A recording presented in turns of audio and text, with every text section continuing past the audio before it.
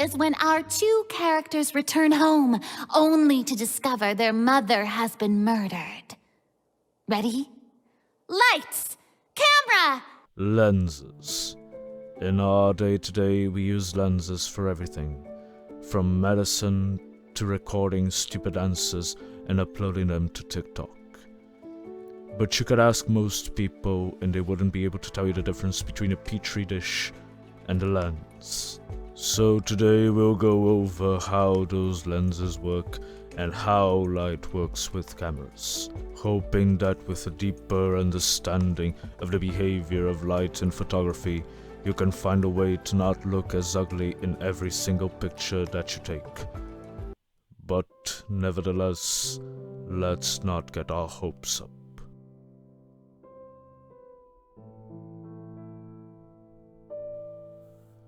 Lenses work by bending light, but not in the same way that your mom's bed bends when she lays on top of it.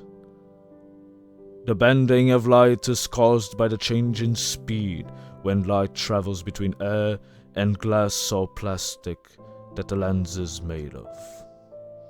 When light travels through a concave lens, it gets refracted outwards. Viewing an object through a concave lens will make it look smaller and closer, so they're normally used to fix nearsightedness. However, due to the sheer size of my concave lenses have no effect on it. Thus, it is seen with its full size and glory, even by nearsighted people. Convex lenses refract light inward towards a focal point and are used to correct far-sighted vision. These are the types of lenses that are widely used in cameras, and that's what we're going to talk about today. When light passes through the edges of such a lens, they are bent the most, while the light passing through the lens's center, unlike you when you went to summer camp when you were 13, remains straight. However, projected images created with a convex are upside down, and just like a hanging bath with diarrhea, you don't like it when it's upside down. Thus, all camera angles adjust the picture so that you see it upright.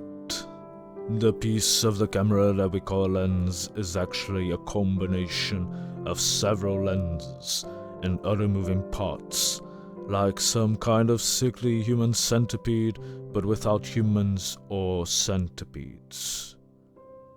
Some camera lenses have concave lenses that are sometimes used to correct distortion, chromatic aberrations, and creating wider fields of view. But not even the most complex and expensive camera lenses can fix the issues with your face. Seriously, I am sorry. All this complex lens mechanism is used to bring the light to the camera sensor, that then reads it and converts the information into an image we can see. But for the sensor to be able to create a good image, it needs a certain amount of light. To adjust the light that comes into the sensor, cameras use three settings, the so-called pillars or exposure triangle of photography, which are ISO, shutter speed, and aperture. Shutter speed is the amount of time that the light is allowed to hit the sensor, measured in seconds. The more time the sensor is allowed to receive light, the brighter the images will be. But if you leave it open for too long, the image will turn out wider than a KKK rally. A fast shutter speed is able to freeze action, while a slower shutter speed can cause blurriness if the object of the photography moves. Aperture refers to the size of the circular hole that lets in light. Bigger holes let in more light, and they make you have a shorter focus length. And if the hole is way too big, you lose all focus. Anyway, let's leave this tangent and go back to talking about cameras. Like many things that have to do with light, this measure is quite unintuitive, because a high aperture means that the hole is small, and a low aperture means that the hole is big. Be careful out there and don't let yourself get tricked by words, because in the end, it's the size of the hole that matters.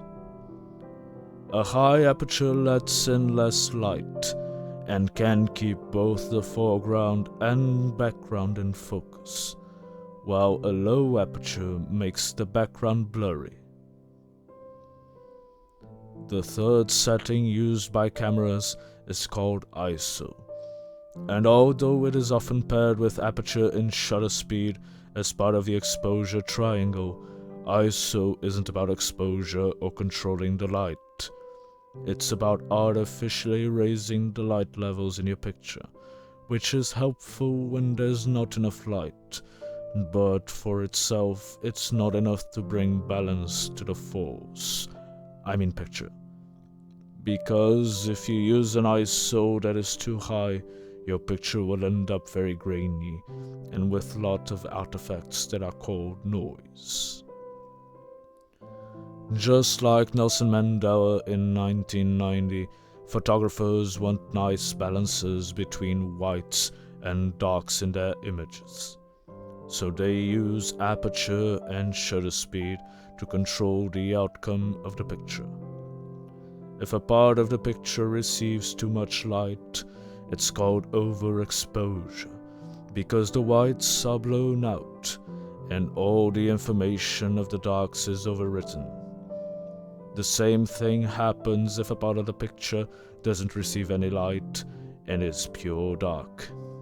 However, it's easier to edit and save a picture that is too dark than a picture that has too many whites.